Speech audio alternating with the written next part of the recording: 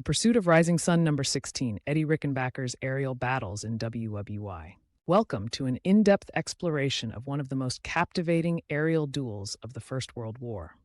Today, we delve into the relentless pursuit undertaken by America's foremost flying ace, Captain Eddie Rickenbacker, as he matched wits and skills against the elusive German Rumpler, adorned with the enigmatic Rising Sun number 16 insignia.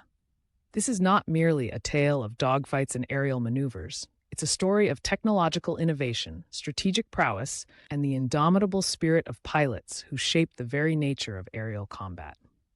Our analysis will dissect the tactical decisions, aircraft performance characteristics, and the profound implications these had on the air war over the Western Front. Join us as we offer an expert examination for those well-versed in the intricate dynamics of early 20th century aerial warfare. Edward Vernon Rickenbacker, born October 8, 1890, emerged as a pivotal figure in the annals of aviation history. Prior to the war, Rickenbacker gained acclaim as an automobile race car driver, competing in events such as the Indianapolis 500.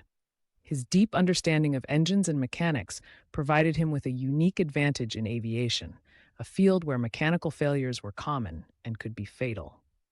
When the United States entered World War I in 1917, Rickenbacker leveraged his mechanical acumen to transition into aviation.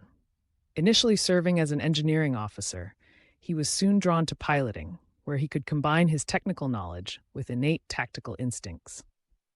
A man of humble beginnings, Rickenbacker channeled his early fascination with mechanics into a career that culminated in him becoming the United States Army Air Service's leading ace, with 26 confirmed aerial victories. As a member, and later commander, of the 94th Aero Squadron, also known as the Hat in the Ring Squadron, Rickenbacker exemplified leadership and tactical ingenuity. The squadron, formed in September 1917, was among the first American air units to engage in combat operations during the war. Its pilots operated Nieuport 28 and later SPAD-D S-3 aircraft, machines that, while innovative, often lagged behind their German counterparts in certain performance metrics. Aerial combat in World War I represented a paradigm shift in warfare. Initial reconnaissance missions quickly evolved into complex aerial engagements, necessitating rapid advancements in aircraft technology. The skies became a new battleground, where mastery of aerodynamics, engine performance, and armament dictated survival and supremacy. Pilots transitioned from mere observers to pivotal combatants, utilizing synchronized machine guns, interrupter gears, and increasingly sophisticated aircraft designs that pushed the boundaries of contemporary engineering. Within the 94th Aero Squadron, camaraderie was paramount. Lieutenants James "Jimmy" Meissner and Douglas Campbell epitomized this bond. Meissner, known for his affable nature and exceptional flying skills, forged a deep friendship with Campbell, a Yale alumnus and one of America's first trained fighter pilots. Their partnership was not just personal, but tactical. Together, they conducted numerous patrols, often undertaking perilous hunting parties over contested airspace. On May 19, 1918, they embarked on a mission east of Pont-à-Mousson, a sector rife with enemy activity due to its proximity to the German lines and the strategic city of Nancy. Separated during their patrol, Campbell continued alone, meticulously scanning the skies. His vigilance paid off when he identified a German Rumpler C-7, a reconnaissance aircraft capable of high-altitude operations and equipped with a Benz Bs-4 engine, delivering 220 horsepower.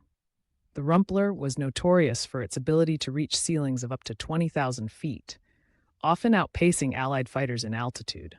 Utilizing the sun to mask his approach, a tactic known as approaching out of the sun, Campbell positioned himself advantageously. Initiating his attack from above and behind, he unleashed a burst from his Nieuport 28's single Vickers machine gun. Despite scoring hits, the Rumpler's robust construction and defensive armament, including a Parabellum MG-14 machine gun operated by the Observer, allowed it to withstand the assault. A protracted engagement ensued, characterized by evasive maneuvers and intermittent exchanges of fire. The Rumpler's pilot employed a series of climbs and dives, exploiting the aircraft's climbing rate of approximately 500 feet per minute, superior to that of the Nieuport, to evade Campbell's persistent attacks. The asymmetry in performance specifications presented a significant tactical challenge, highlighting the disparities in aircraft design philosophies between the German and Allied forces. As Meissner arrived on the scene, the dynamics shifted. Without the ability to communicate directly, a limitation in pre-radio aircraft, the two pilots coordinated through maneuvers honed by mutual understanding. Their strategy involved simultaneous attacks to overwhelm the Rumpler's defenses. Campbell executed a daring approach, diving beneath the Rumpler to attack from below, a tactic exposing him to minimal return fire due to the aircraft's blind spots. However, as he ascended to fire into the Rumpler's underside, he momentarily entered the observer's field of fire. An explosive bullet, likely of the engine-bursting type prohibited by the Hague Convention, yet used by both sides, penetrated his aircraft's fuselage. The bullet's trajectory was deflected by an internal wire, exploding just inches from Campbell's back. Shrapnel inflicted a severe wound, tracing a path alongside his spinal column, but miraculously sparing vital structures. Medical analysis would later reveal that the projectile traveled upward for 6 inches before lodging beneath his shoulder blade. Demonstrating remarkable airmanship, Campbell maintained control, descending from approximately 13,000 feet while managing engine power and glide slope to reach friendly territory. Upon landing, he exhibited stoicism, prioritizing the assessment of his aircraft's damage over his own injuries. His actions underscored the pilot's resilience and the era's rudimentary medical evacuation procedures, opting for a motorcycle instead of an ambulance. Meanwhile, Meissner continued the engagement, determined to prevent the Rumpler from returning with critical reconnaissance data. Utilizing aggressive tactics, he harried the enemy aircraft until it was forced to crash land just beyond German frontline trenches.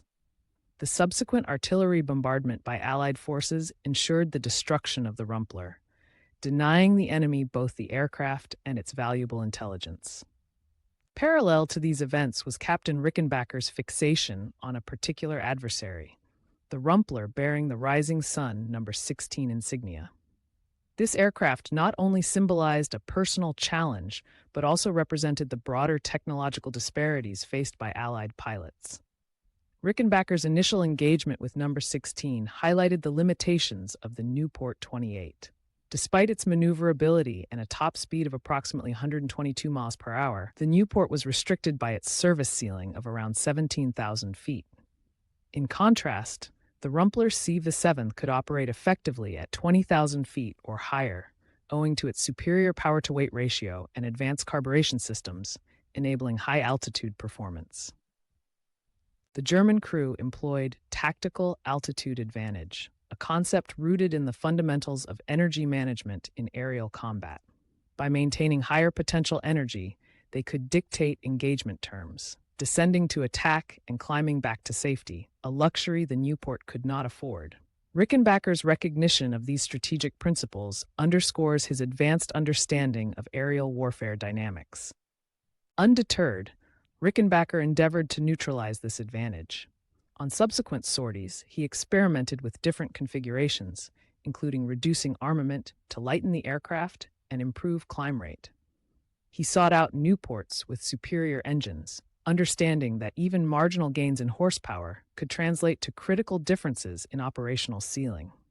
During his second encounter, Rickenbacker again shadowed No. 16 across vast expanses, witnessing the Rumpler conduct reconnaissance with impunity. He grappled with the Nieuport's Lerone 9J rotary engine limitations, producing 110 horsepower at sea level, but significantly less at altitude due to the decrease in air density, a challenge compounded by the lack of supercharging technology in Allied aircraft of the time. The psychological toll of these fruitless pursuits cannot be understated.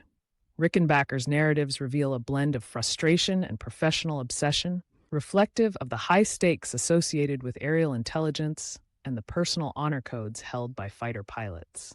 His determination was not merely a pursuit of victory, but an acknowledgement of the imperative to prevent enemy reconnaissance that could endanger thousands of lives on the ground.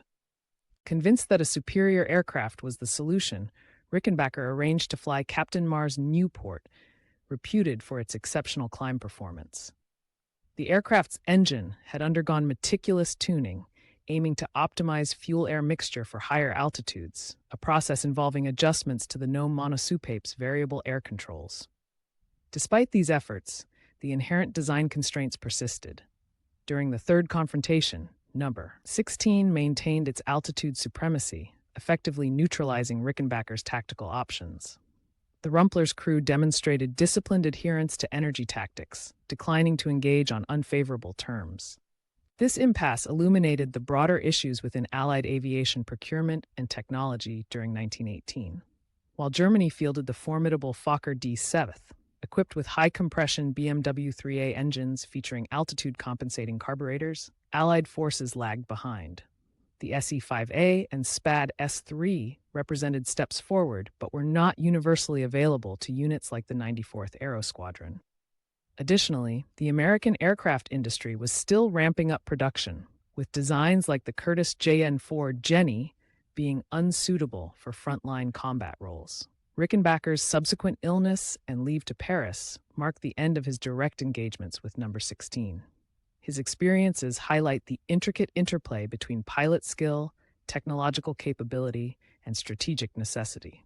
Captain Rickenbacker's encounters with Rising Sun number 16 serve as a microcosm of the First World War's aerial dimension, a theater characterized by rapid technological evolution and the relentless pursuit of superiority. These duels underscore the critical interplay between pilot skill, aircraft performance, and strategic doctrine. Ultimately, Rickenbacker's inability to triumph over number 16 was less a reflection of personal failing and more indicative of the technological constraints of his equipment. His introspection following these events reveals a pilot acutely aware of these limitations and the implications they held for air superiority. As the war progressed, such experiences fueled the urgency for innovation, leading to developments that would shape future aerial combat. The legacy of pilots like Rickenbacker, Campbell, and Meissner lies not only in their victories, but in their contributions to the evolving tactics and technologies of warfare. Their stories offer invaluable insights into the complexities of aerial engagement and remain a testament to the courage and ingenuity displayed during one of history's most transformative periods. For the expert audience, these accounts provide a rich tapestry of the strategic, technical, and human factors that defined early aviation combat.